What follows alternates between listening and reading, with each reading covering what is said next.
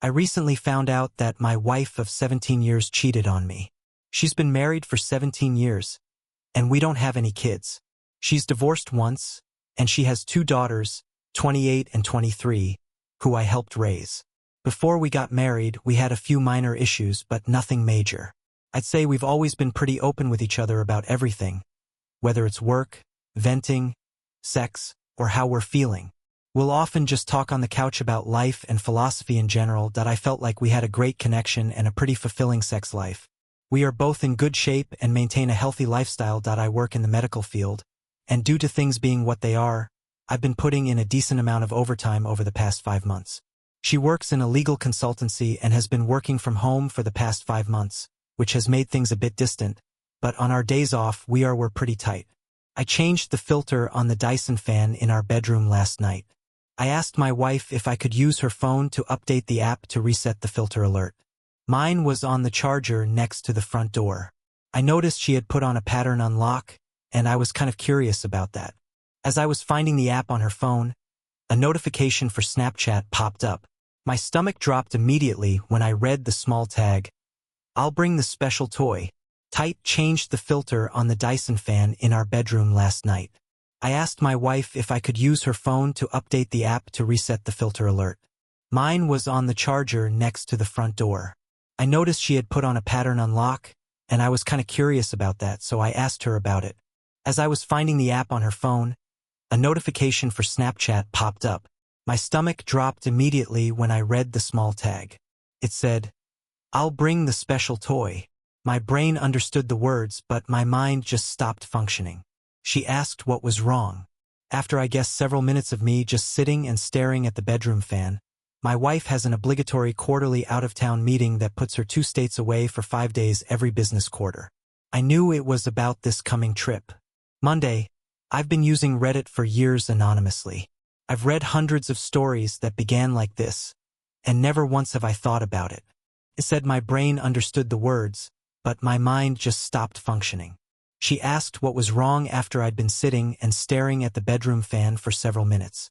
My wife has a quarterly out-of-town meeting that puts her 2 states away for 5 days every business quarter. I knew it was about this upcoming trip. Monday, I've been on Reddit for years anonymously. I've read hundreds of stories that began like this, and never once have I thought about it. Being me, I would sit on my bedroom floor, be in such a cold, dumbfounded state, and recover by saying, "Oh, just getting info about the IP and router." That's how the fan communicates through the app. I have a Chromebook that she logged into Facebook on yesterday. I took a week's vacation on short notice. My supervisor is a cool chick, and once I laid it all out for her what I may have discovered, and that I'm going to need time off, I'm up. I was sitting on the floor of my bedroom, totally freaked out, when I realized I could get info about the IP and router. That's how the fan communicates through the app. She logged into Facebook on her Chromebook yesterday. I took a week-long vacation at the last minute. My supervisor is a cool chick, and once I laid out what I may have discovered and what I have to do, I said I'm going to need time off. I've been up all night reading her chats. She left to go to the office just now, and I made sure the Google location history was on and that my phone was active. I'm so suspicious of everything she does now. I can't even look at myself in the mirror. She doesn't know I saw the message notification. I logged onto the messaging system that Verizon uses and have signed in under her number and name. There are at least 15,000 messages from February of last year. I spent all night reading her chats, and she just left to go to the office. I made sure the Google location history was on and that my phone was active. I'm so suspicious of everything she does now. I can't even look at myself in the mirror. She doesn't know I saw the message notification. I logged onto the messaging system that Verizon uses and logged in under her number and name. There are at least 15,000 messages, memes, flirting, and some X-rated ones, too. She stopped texting him this way about 3 months ago, but didn't stop texting him. She just stopped using the message app through Verizon. I'm guessing they switched to Snapchat because it's more discreet. I'm not on any social media. I'm clueless. I just figured out that you can't log into Snapchat through Facebook, but it just takes an email and password. There are memes, flirtatious messages, and some X-rated ones too. She stopped texting him this way about 3 months ago, but didn't stop texting him. She stopped using the message app through Verizon. I'm guessing they switched to Snapchat because it's more discreet. I'm not on any social media. I'm clueless. I just figured out that you can't log into Snapchat through Facebook, but it just takes an email and password. She has used this Chromebook to do that. Hell, she used it just 3 nights ago, lying in bed next to me, rubbing my back while I went to sleep. She messaged him and had sex with him lying next to me. It's a younger man from work. He is married and has 3 young children. He and his wife are on Facebook. I've met him twice and shook his hand. I'm at a complete loss again. I've also had a PCSL wander my house that I custom built for her. I used this Chromebook to do that. Hell, she used it just 3 nights ago, lying in bed next to me, rubbing my back while I went to sleep. She messaged him and had sex with him lying next to me. It's a younger man from work. He is married and has 3 young children. He and his wife met on Facebook. I've met him twice and shook his hand. I'm at a complete loss again, and I've spent hours pacing around my house that I custom built for her. I'm processing so little, and the little that I am processing is just white-hot rage. I logged on Snapchat and there it all was. I called my best friend, who has been divorced 3 times. Don't get me started on his partner picker. He recommended a vicious lawyer. I plan on recording everything. There are pictures of them. I'm sure her phone or is his video. I desperately want this to be a bad dream. She said terrible things about me. She told him my insecurities. She told him I love you. They haven't made any long-term plans, so it feels like our relationship is purely sexual. It almost makes it better, but it also makes it so much worse. She's literally throwing away our life for this. She knows cheating is an absolute deal-breaker for me. Our usual routine on the day she leaves for her meetings is that I take her to the airport and drop her off with a long goodbye. I can't even. She's told him my insecurities, and she's told him I love you. They haven't made any long-term plans, so this feels like a purely sexual relationship. It almost makes it better, but it also makes it so much worse. Like, she's literally throwing away our life for this. She knows cheating is an absolute deal-breaker for me. Our usual routine on the day she leaves for her meetings is that I take her to the airport and drop her off with a long goodbye. I can't even think about what I have to do now. My friend says I should print out the entire thing and see if I can recover anything from Snapchat. From what I understand, I can't unless I have her phone. My plan is to see the lawyer today. I'm paying a ridiculous amount to jump in her appointment line, get the ball rolling, and hopefully have a plan of action from her. I really want to book a flight and follow my wife to the hotel she's staying at and catch her in the eye. I've got a lot on my plate right now. My friend says I should print out the whole thing and see if I can recover anything from Snapchat. I don't think I can unless I have her phone. I'm planning on seeing the lawyer today. I'm paying a lot of money to jump in her appointment line, get the ball rolling, and hopefully have a plan of action from her. I really want to book a flight and follow my wife to the hotel she's staying at and catch her in the act. I have access to her hotel booking options and have put myself as a contact person so I can get a room key without alerting her. I think I'm just going to log on to the messaging apps when I get into town and watch it happen in real time. If I could get the papers ready in time, I'd hand them to her instead. I'm just going to hand her the printouts. It's a 600-page PDF. My wife accepted my friend request. I'm thinking of sending everything now. I'm furious. I don't want to lose any advantage. I'm going to fly there Monday afternoon, log in, and see what they've talked about. Then I'll get a room key for my wife's room and drop off the package with my wedding ring. I'm going to sit in the bar and watch my phone blow up. I'm going to call the AP and tell him to meet me in the lobby of Esselbar. I'm thinking about sending everything now. I'm so angry. I don't want to lose any advantage. I'm going to fly there Monday afternoon, log in, and see what they've talked about. I'll get a room key to my wife's room and drop off the package in her room with my wedding ring. I'm going to sit in the bar and watch my phone blow up. I'm going to call the AP and tell him to meet me in the lobby of Esselbar and bring my wife down. I'll also tell him that a similar package has been sent certified mail to his home address to his wife, as well as a Facebook message that I plan on hitting send on as I tell him it feels petty and weak. I want to rage and scream, but I'm helpless. This morning, all I could do was give her a peck on the cheek goodbye. I really can't stand to look her in the eye. Somehow I have to get through the weekend. I guess I am thinking about my wife's reaction when I tell her about the package I sent to her and her wife. I'm thinking about how I'm going to send her a Facebook message, and I'm wondering if it's petty and weak. I want to rage and scream, but I'm helpless. This morning, all I could do was give her a peck on the cheek goodbye. I really can't stand to look her in the eye. I'm wondering if my spiteful, hate-fueled plan is worth it. I just want to inflict pain at this point. I want to hurt her emotionally. I feel eviscerated and emasculated. I'm not going to entertain an apology. This is the one act that is unforgivable. It takes so many steps to cheat on someone.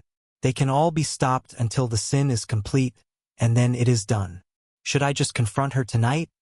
Or catch her? I don't think I'll update. I'm wondering if my vindictive plan is worth it. I just want to hurt her. I feel used and emasculated. I won't accept an apology. This is the one thing that is unforgivable. It takes a lot of steps to cheat, and they can all be stopped until the sin is complete. Should I just confront her tonight or catch her? I don't think I'll update. I'm seriously considering never using social media again and only being with a partner that has a similar outlook moving forward. ETA, I found the special toy. Keep in mind we have a chest full of adult fun devices. It was already in her carry-on. It's one of those remote control vibrators that can be controlled by an app. It looks expensive. I meet with the lawyer in 90 minutes. Update 1. I have no clue how to post an update date. I'm just editing I'm seriously considering never using social media again and only being with a partner who has a similar outlook moving forward. ETA, I found the special toy. Keep in mind we have a chest full of adult fun devices. It was already in her carry-on. It's one of those remote control vibrators that can be controlled by an app. It looks expensive. I met with the lawyer in 90 minutes. Update. I have no clue how to post an update date. I'm just editing my post. I met with a lawyer. She was actually kind, and I dare say compassionate with me. She told me point blank that her job was to represent me in this fight for my future, and that my job was to tell her the complete truth and not make her job harder. I went to Kinko's and printed the file, which cost $534 for color, because I wanted the pictures to pop. Shout out to Chris at Kinko's for not making a scene when the nude started coming out. Post. I met with a lawyer. She was actually kind, and I'd even say compassionate. She told me point blank that her job was to represent me in this fight for my future, and that I needed to tell her the complete truth and not make her job harder. I went to Kinko's and printed the file, which cost $534 for color because I wanted the pictures to pop. Shout out to Chris at Kinko's for not making a scene when the nude pictures started coming out. He asked what it was all about, so I told him. He was taken aback, but he shook my hand and said, "Sorry." I went home and crashed for about 3 hours, and my ex came home around 7:30 p.m., her usual time. The lawyers said to forget any Hollywood confrontation in a hotel bar because it would look pretty crazy and not become at all. So, I'm sorry to all of those people who wanted the high drama. She's right. Ultimately, there are 2 routes to take. He asked what was going on, so I told him. He seemed surprised, but he shook my hand and said sorry. I went home and slept for about 3 hours, and STBXW came home around 7:30 p.m., which is our usual time. The lawyers said to forget about any Hollywood confrontation in a hotel bar because it would look pretty crazy and not appropriate at all. I'm sorry to all those people who wanted the high drama. She's right. Ultimately, there are 2 routes to take with a contested or non-contested divorce. She said I would have to notify my STBXW that I have retained counsel, and in order to proceed, my STBXW would have to either contest the divorce or we would go through mediation and file from there.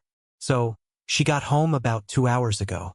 I asked her if there was anything going on that she wanted to talk about. She said nothing other than the election. She then asked what was bothering me. I wanted to cry, but I couldn't. I asked if there was anything else she wanted to talk about, and she said nothing other than the election. I wanted to cry, but I didn't. I was curious as to why she had a remote control vibrator in her luggage.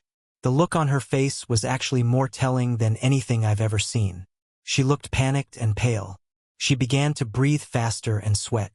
I asked why she would have something like that, who had the code in the app to it.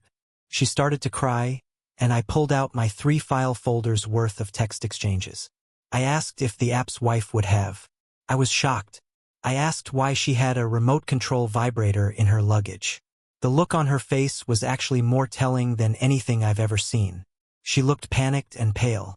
She began to breathe faster and sweat. I asked why she would have something like that, who had the code in the app to it.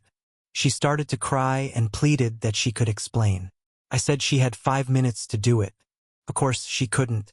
I told her what my attorney told me to tell her. I also told her to leave. She screamed that it was her house too. I calmly told her that maybe, but I would be notifying everyone about her affair and betrayal. Even the girls will know. Or she can leave now and find living arrangements for the time being. Hell, she'll be at her. She started crying and begging to explain, so I said she had 5 minutes to do it. But of course she couldn't. I told her what my attorney told me to tell her. I also told her to leave. She screamed that it was her house too. I calmly told her that maybe, but I would be notifying everyone about her affair and betrayal. Even the girls will know. Or she can leave now and find living arrangements for the time being. Hell, she'll be at her work conference for a week. She was speechless. I calmly pulled up Facebook and showed her the AP's wife. I said, "Do you want me to tell her? Or are you going to do it right now?" Tears, moaning, and pleading with "I love you" followed. Then my favorite, "You can't do this." I said, "Well, it looks like I'm doing it." I sent the AP's wife a message with the file of their escapade. I was at a work conference for a week, and she was speechless. I calmly pulled up Facebook and showed her the AP's wife. I said, "Do you want me to tell her? Or are you going to do it right now?" There were tears, moaning, and pleading with "I love you." It wasn't supposed to go this far. Then my favorite, "You can't do this." I said, "Well, it looks like I'm doing it." I sent the AP's wife a message with the file of their escapade. I prefaced it with apologies and a brief explanation. I haven't heard back from her. I leafed through the stacks of paper and started reading random excerpts out loud to my ex. "I just wish we could spend the day attached to each other." I said, "Just you inside of me. You feel so much more intense than any other woman I've ever been with." She is still sobbing and asking to talk about us. She says our marriage can withstand her mistake. I told her I would. I'm never going to forgive her. She's a person who throws away relationships like they're worthless. I'm still thinking about the whole THR thing, and I'm going to tell everyone about her decision to end our marriage by cheating. Thanks to everyone who responded. I feel bad for not responding to all the private messages. I have a therapy appointment scheduled for Tuesday. I feel extremely elated. I'm shaking and incredibly low right now. I kind of want to die. The house feels like a prison. It's pretty quiet, except for her crying and moaning. I told her not to come back after her trip. I'm currently sending friend requests and trying to get everyone on my page. I'm just going to send them to everyone that way. I'm going to wait until the morning to call the girls I raised from when they were 11 and 6. They're women now, 28 and 23. I don't know what to tell them or how to handle them. Update. So I have gotten close to 1,000 requests for some kind of update or info on what's going on in my life. My new therapist said to go for it, that it'll help me get back on track and focus. A lot of people were saying that's not how SNCH works. You're right. She had that playing in the background. It was WhatsApp. I don't really care. I saw it again. I need to thank Dyson for their app, and my brother-in-law gave me a kick-ass shirt for Christmas, and I'm going to tell you why. I'll give you some background on our situation to help you understand why I feel the way I do. My original post was a stream of consciousness, and it felt disjointed. Then, I went to college in Las Vegas in the mid-90s. I graduated in 1999, and I had a blast. I got around, and it was during this formative time. I decided to never marry. It was a bad idea, and it basically took away your agency. I definitely didn't want kids. After graduating with my nursing degree, I got really good at cardiovascular intensive care. I moved to Texas in 2001 to get my master's degree in advanced practice as a registered nurse. I chose cardiovascular surgery as my specialty. While I was working on that, I decided to go to medical school. I changed my coursework to get what I needed to apply. I met my ex-wife then. She was a short, chubby woman. I think kids would say she was a thick, red-headed firecracker. We met at a club, and it was intense. We were attracted to each other and started dating. We said, "I love you," within 3 months. She was a mother of 2. I wanted to be child-free, and she had been divorced for about 2 years. She was just getting out of an on-again, off-again relationship when we met. We dated for about 2 years, and she introduced her daughters to me when I was 11,6.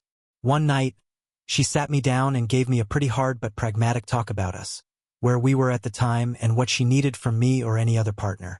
Essentially, she said it was time to either get married or move on. I was still pretty anti-marriage, and she respected that. She was telling me this to give me a chance to think about us and what the future looked like. She had a pretty good point. We had been living together for 8 months and even had each other as contacts in case of an emergency. She joked that all that was missing was having each other on our insurance. It was a good, honest talk, and we agreed that we would continue for a bit more, but I would ultimately have to make the decision. 2 weeks later, I received an acceptance letter from a medical school about 2 hours away. I was ecstatic and crushed at the same time. I had just had my 26th. I was about to accomplish a huge life goal for my birthday, but then I realized I'd never see her or the girls again. I had so much self-doubt. Being a medical student and then a resident with a fellowship was going to be a roughly 7-year process, and I couldn't make the money or support the lifestyle we had grown accustomed to. I thought about the prospect of at least 7 years of loans, debt, work, and losing her, so I declined and switched back to Amers. We got hitched in July 2003. It was an intimate ceremony with just immediate family and friends. My parents adore the girls, and it's understandable why they've always been standoffish with STBXW. On Monday, I told my parents what was going on, and that the girls might not be as present in their lives as they've been. They said they felt STBXW was damaged goods and that they forced me to get married before I was ready. We got hitched in nursing administration in July 2003. It was a small, personal ceremony with just immediate family and friends. While my parents adore the girls, they've always been standoffish with STBXW. On Monday, I told my parents what was going on and that there was a chance the girls could stop being as much a part of their life as they have been. They said they felt that STBXW was damaged goods, having gotten married before, and forced me to compromise. That really hit home. To a certain extent, they were right. After I graduated, I didn't want to be a manager or director. I'm a hands-on guy who likes taking care of patients. The hospital I was at offered a certification in ECMO and a perfusionist credential. It was a highly competitive application, but I got in. For the past 11 years, I've been doing MMO and all things related. I've had a blast. And it's been challenging, as my ex decided about 5 years ago that being an RN on the floor was too much for her. She wanted a more traditional 9-to-5 job. She got a job with a multi-state legal consultancy that specializes in medical legal services through a friend. She abstracts data from patient charts and presents it in the manner requested. That's the setup. Saturday morning, D-Day +2. I only slept a few.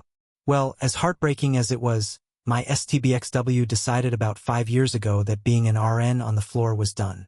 She wanted a more 9-to-5 job that didn't involve patients or drama. She got a job through a friend at a multi-state legal consultancy that specializes in medical legal suites. She abstracts data from patient charts and presents it in the manner requested. So that's the setup. On Saturday morning, D-Day +2, I only slept a few hours. I had dark, disturbing thoughts regarding my future in life. I had still do thoughts and scenarios of death and violence upon them and myself. I was in the kitchen making breakfast, eggs and toast, when she walked in. She was still blurry-eyed and asked if I would make her some. I threw it in the trash in front of her. I then proceeded to load up my record player and play music from my youth at an uncomfortable volume to prevent her from trying to talk to me. Real mature, I know. I started thinking about my future a lot. I had some disturbing thoughts about death and violence. I was in the kitchen making breakfast when she came in. She was still blurry-eyed and asked if I would make her some. I threw it in the trash in front of her. Then I played music from my youth at a high volume. I didn't want her to try to talk to me. I was trying to avoid pain. I read the printout in order. I don't recommend it. By the afternoon, I was done with Black Flag and dancing. I was listening to breakup songs by Chris Isaak and Ray LaMontagne. She came to me again. This time, she was almost indignant. She asked what purpose notifying the AP's wife served. I stared at her for what felt like an inappropriate amount of time. I was a bit dumbfounded. I told her point blank. I started reading through the printout in chronological order, and I'm not sure if I recommend it. By the afternoon, I was done with Black Flag and dancing. I was listening to breakup songs by Chris Isaak and Ray LaMontagne. She approached again, and this time she sounded almost indignant, asking what purpose notifying the AP's wife served. I stared at her for what felt like an inappropriate amount of time, a bit dumbfounded. I told her, point blank, that at least the AP's wife would get the chance to make an informed decision about her future, instead of compromising and sacrificing for someone who would betray them so selfishly. I guess my message to the AP's wife was received, and things were not good for him. She sat down on the couch and began to tear up and sob. I told her I was crying out, or more correctly, that I was so numb that I would do that later, when I'd done what needed to be done. I told her that her acting supervisor husband would get the chance to make an informed decision about his future, and that he wouldn't be able to compromise and sacrifice her for someone who would betray him so selfishly. I guess my message to his wife was received, and things weren't good for him. She sat down on the couch and began to tear up and sob. I told her I was crying out, or more correctly, so numb that I'd do it later, after I finished doing what needed to be done. She asked timidly, her indignation and bravado gone from her voice. What else do you want me to do? I told her to ruin her life and give her the pain I have now. I told her that if she had any respect for or love for me, she would open her phone and show me everything she refused. She said it didn't matter, and that I'd just hold it against her. I said there was a part of me, the completionist in me, that wanted to know. She refused, and she asked, her voice gone all timid and indignant. What else, I asked her, was I supposed to do? I said I wanted her to ruin her life and give me the pain I'd given her. I said that if she had any respect for me or love for me, she would open her phone and show me everything. She refused, saying it didn't matter and that I'd just hold it against her. I said there was a part of me, the completionist in me, that wanted to know. She refused and went to the guest bedroom. I found her HR new hire paperwork from her company. They have a corporate compliance line, so I called and left a detailed message. They STBXW and AP had discussed client information that also had protected health information with an unsecured, non-approved messaging system. I also told them that she was his acting supervisor on 2 projects over a certain time that corresponds with a sexually inappropriate message.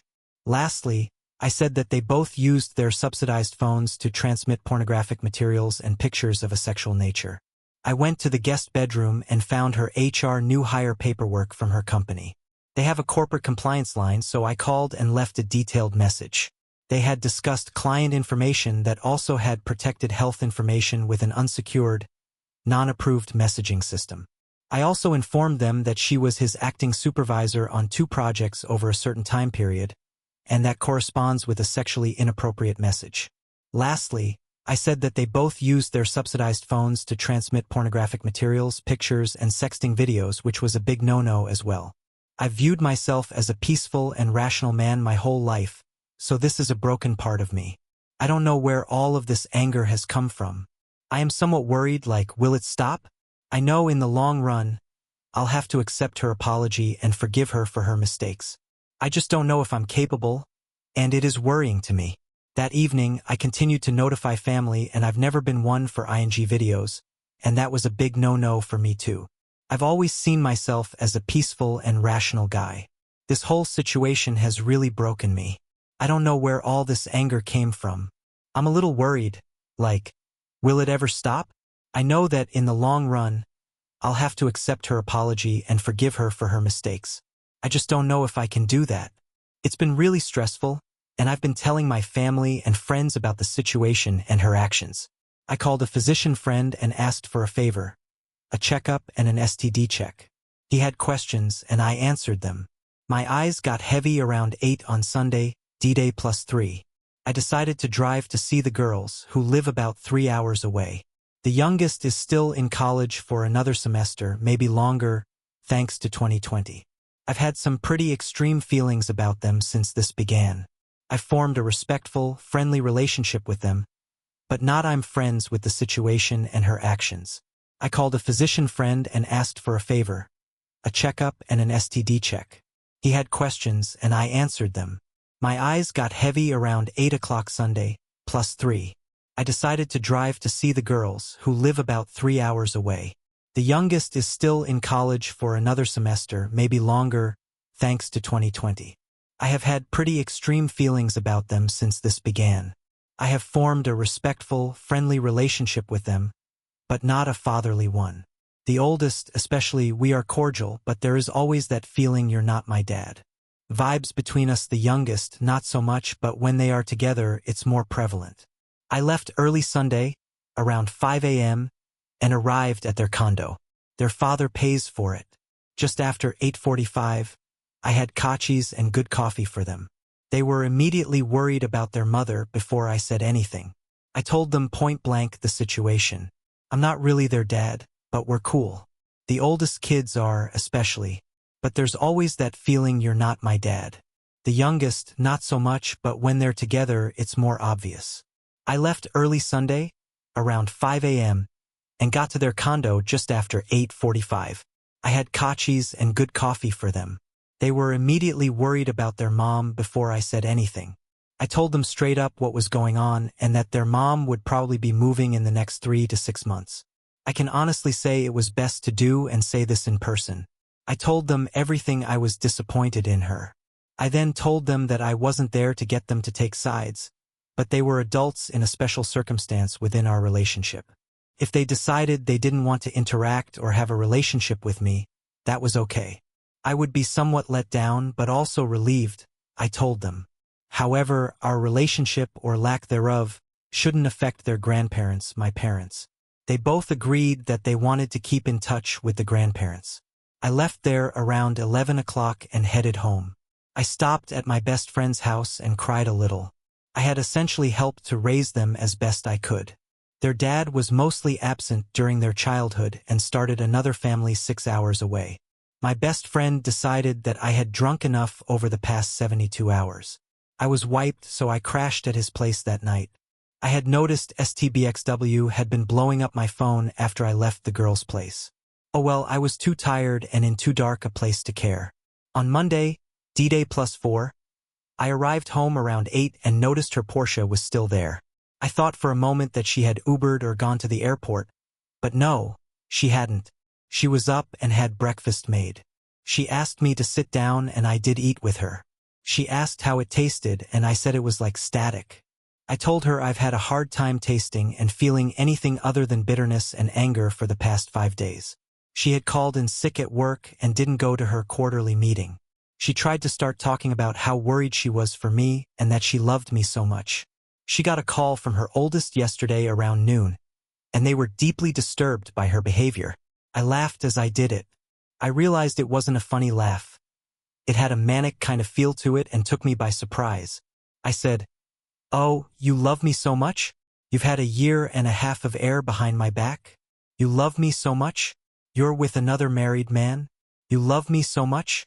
You wasted nearly half of my life." I told her that, and it made it so much worse. I went to the liquor store. We got the bottle out of service and pulled out the 18-year-old Glenfiddich that my grandfather had bought for us when we got married. We've always had the tradition of having a little sip on our anniversary night to remember that things get better with time and patience. I chugged the rest of it. There was about 1/3 of the bottle left. I said sorry I didn't offer her any because she didn't deserve any. I went to the bedroom and started pulling all of there were pictures on the wall of us or her. I put them on the kitchen table. She had left my attorney, or rather, her pal, to tell me that the petition for divorce was ready and that I needed to sign it before it could be filed, and my ex would be served within 10 business days. I read it quickly, while very buzzed on premium scotch, signed and pressed send. I also got a message from my ex's wife. She thanked me, but she was reluctant. For this terrible but interesting revelation, she decided not to talk to me in person, but instead She sent me a message saying that she'd found texts and videos with other women, besides my ex. She kicked him out and was planning to talk to a lawyer soon. They live in California. I went back to listening to music and had a few more drinks. I fell asleep around 4 o'clock in the afternoon. I heard her come home around 10 o'clock. She saw the pile of pictures and other things that had belonged to her at one time. It meant something to us. She started crying and asking me to talk to her. I only asked one question. Why did she keep saying she didn't know? I called her some names and said that she made so many decisions to get to just the first text. It was she that started it. I was pretty loose with my tongue due to being drunk. I laughed at her and started taking off my clothes, saying, "You threw away this," pointing to my body. "I'm going to get it, but I'm 6 feet 4 inches and weigh 200 pounds. I used to jog and lift weights 4 times a week, but only for a pot-bellied needle dick guy who wasn't going to do anything for her." I went to my room and had a shower. When I got out, she was in the bed naked, had lit some candles and begged me to her. I turned on my camera and told her to repeat what she said. I thank everyone who mentioned doing this just in time. For some reason, my erection didn't do a great job of showing her that I wasn't interested, so I went for it. I wasn't very nice. I put her in some pretty uncomfortable positions and pounded her. I told her I wanted anal and for her to beg me for it. I recorded it all. I had a lot of mixed feelings after. I love her, but I'm indifferent to her. I hate her, but I don't think about her at all. I want her and feel like I need her, but it hurts me. I don't think about us anymore. We fell asleep together, and I woke up kind of hungover and had a hard time looking at myself in the mirror. Tuesday, D-Day +5. Therapy was a 2.5-hour session. Unbeknownst to me, she followed me there and wanted to know what I was doing. I told her I was getting some therapy for the emotional trauma I had after realizing I had thrown away most of my life on someone who couldn't even give me a reason. I was a bit loud and teary-eyed, and my soon-to-be new therapist saw most of the exchange. I called her horrible names and said I wished her dead. Needless to say, my session was intense. He prescribed some sedatives for me, and I had another shorter appointment scheduled for Thursday. We discussed my anger and betrayal, my emasculation, and my fear of the future. I explained that I am terrified of the unknown. Last week, I felt like a complete man. I had a vision. I had a partner to deal with any issues and obstacles. Now, I'm a ship without a rudder or mast. I feel no sense of direction, power, or means to get away from this. He started explaining the why, which I wanted to know. It isn't a single question. It's a series of questions that is pretty interesting. I suppose you can apply it to any behavior that you want to explain the motivation behind it. He said instead I should calmly ask my STBXW what within herself. I gave her the green light to do this to me. There were a few more things to follow up on, but this is what stood out the most. I told him about the sex, and he recommended that I lay out explicit ground rules regarding our physical relationship. In the end, he said I shouldn't do it anymore. He said it would only confuse and exacerbate things, unless reconciliation was my goal. I cried. I raged. I left, exhausted. STBXW was still outside waiting for me. I walked past her and didn't respond to her questions and pleas. I got a call from the doctor's office about getting tested, so I went to the appointment. I told him in a nutshell that I should stop drinking and take the sedatives carefully. I went home and started packing up my things. I decided I'm moving out. I called my boss and asked for a meeting. I can't work or deal with real-life issues right now. I drove to the admin building. I met with the team at the hospital and formally gave my 6-week resignation. I have such a specialized job that 6 weeks is the minimum. I said that my ex's actions had caused a stressful home life and that I would be a detriment to the team, the patients, and myself if I continued to work in this area. I decided to move far away. I got home after picking up some groceries. It has been about a week since I've had more. She's been eating a lot and drinking a lot, and she's been on the phone with her friends and therapists, and they've been telling her to make some food and stop drinking. She was home, sitting in the dark in the living room, drinking wine. She was organizing the pictures and looking through them. She had put on makeup and was wearing a date night dress. She had been crying a lot. Her makeup was in bad shape. She got up and tried to embrace me, but I pushed her gently away and made a show of pulling out my. She started crying again, as soon as she got on the phone and hit record. She told me that the assistant's wife had called her and said he'd cheated on her with other women. She said she was so stupid and that I was right about every bad thing I'd said. She begged me to take us back. I said, "Why bother?" She didn't when she betrayed me. I told her I was sorry that her lies caught her out, but I felt like she was sorry she got caught, not remorseful for what. I told her I felt she was sorry that she was going to have to start over, and that she was more upset about that than losing any love she had for me. I said that she abandoned her love for me or us 2 years ago when she decided to do this. I kept piling on, telling her about my call to the corporate compliance line and the specific rules she broke. I didn't raise my voice or act angry. I was shaking a bit, but it was like everything was moving so fast. I felt elated and so low at the same time. I felt empty when I was done. I put up the few groceries I had bought and made a small sandwich, then went to bed. She was there again. I pulled out my phone and told her, with a recorder going, what my IST had talked about in regards to sex. Keep in mind, in 17 years, I cannot recall a time when I've refused or declined sex from her. I asked her to. I told her I'd rather sleep in the guest bedroom, and she said okay. On Wednesday, day +6, I woke up and found her curled up next to me. I got up and did some light exercises. I've been working on my resume and getting applications out. I might be working in Seattle by the end of the year. I love my parents and will miss being 20 minutes away from them, especially as they're getting older. I can't stay in this city. The thought of running into her is too scary. I don't even want to think about what'll happen after this is over. I want to be free and not be reminded of my loss in my lifetime of compromise. It was a pretty rough day, and it rained off and on for most of it. I met up with my best friend and gave him a rundown over an early dinner. We decided not to drink, and my attorney said that moving away won't affect the outcome of the financials. I'm going to live off my PTO until the end of October. I'm thinking of using our liquid savings to relocate and settle. I feel empty, and I'm trying to laugh at his funny jokes, but it's an effort. I keep finding myself in a deep emptiness that is such a powerful pull. I have never thought about ending my own life, but for the past few days/nights, I've had daydreams of what it would be like if I wasn't here. I'm going to tell my therapist tomorrow. STBXW has been going to the library. I've been doing a lot of Googling and reading relationship books lately. I'm really into Chump Lady. It's a great read. She got a call from work. I've only dropped on a small portion of it, but I know she has a meeting tomorrow. She said she was sick, but she was in bed again, just like the past few nights. I'm so conflicted. I just want to feel something, but I feel so little. I hate and resent her, so the only kind of sex I want is sadistic. I'll admit that during the abusive sex we had on Monday, I felt almost a runner's high.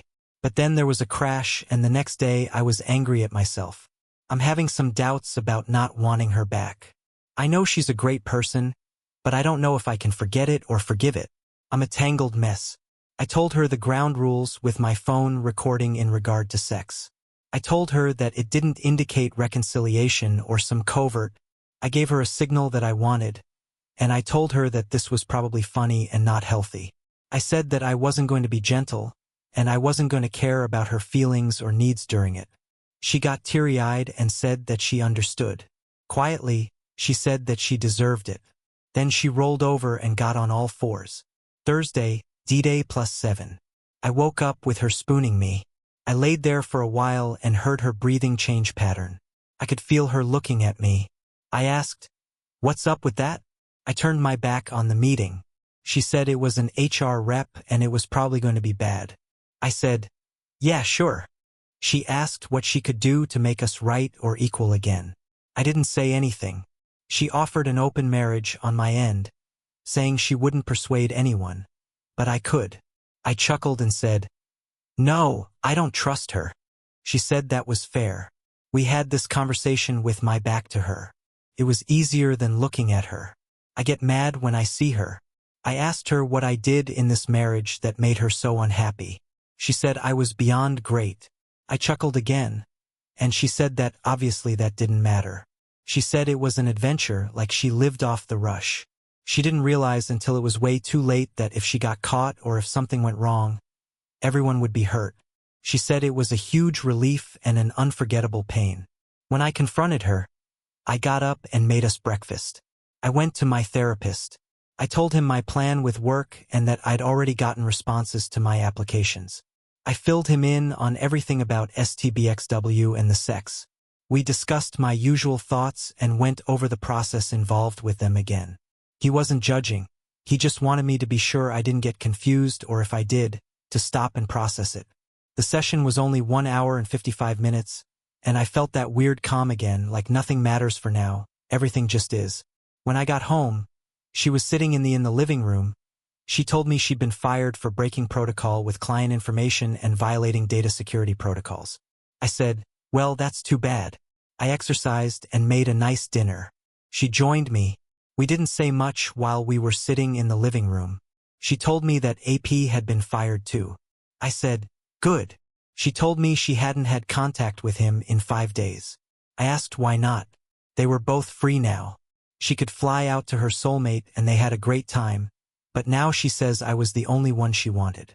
I told her, "No, you had me, all of me, and it still wasn't enough." I said that in the nearly 20 years of working together, I had been hit on too many times to count.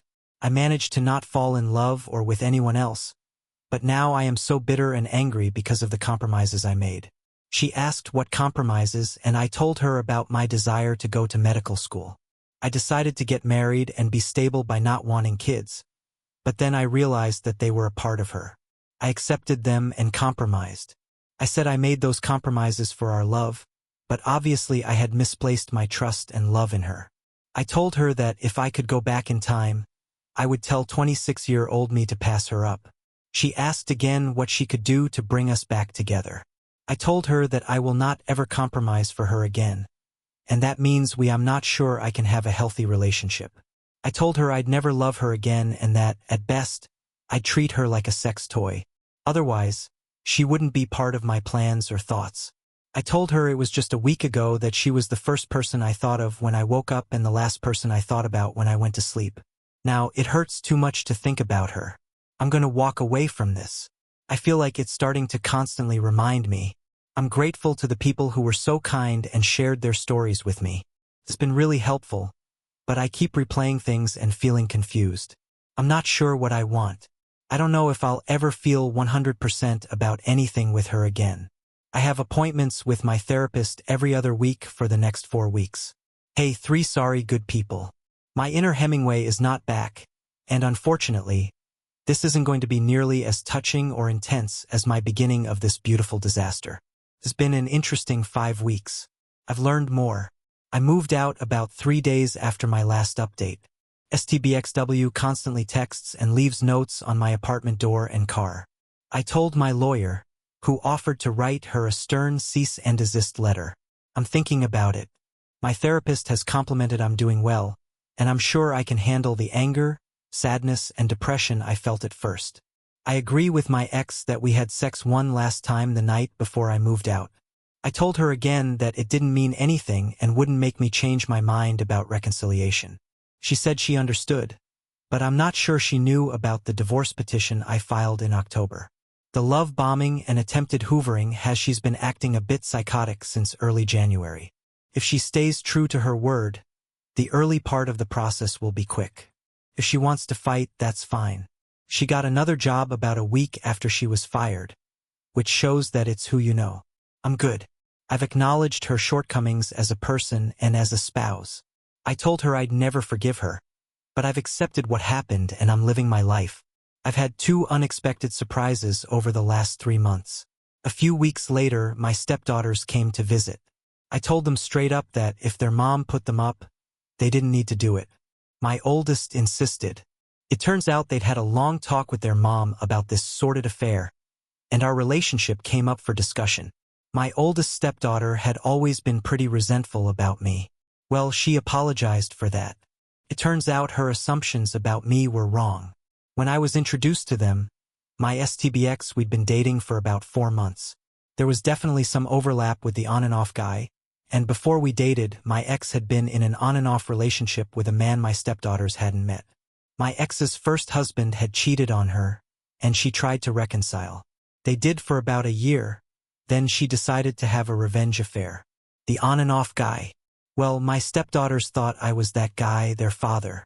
I spent most of my life talking to my mother about her cheating, but I never told them that I cheated too. Long story short, my oldest stepdaughter apologized and asked for forgiveness for all the problems she caused. It was an up weekend again, showing the effects of infidelity and dishonesty. I want to address the accusatory statements about the sex my ex-wife requested. While I was making preparations to leave, my ex-wife has always been into BDSM, but I wasn't. The whole point was that I didn't provide aftercare for her. I mean, I took classes and attended workshops on being a dom to make her happy. I'm done making her happy. She lost that privilege and I lost her respect, which is pretty much the death of a marriage. I was surprised to see a longtime coworker from another department. I've decided to stay as a PRN worker as needed, SLP part-time. Well, needless to say, it's interesting that she found out about my pending divorce and all the gossip in the hospital. I've started wearing my wedding ring on a chain now. I told her after she insisted she'd take me out for a drink that one way or another, I wouldn't be around for a lot longer and had zero interest in any type of relationship. She just smiled, squeezed my hand, and told me that she had no intention of being with me forever. She just wanted to try to get my brain. So, she found out about my divorce and all the drama at the hospital. I've started wearing my wedding ring on a chain.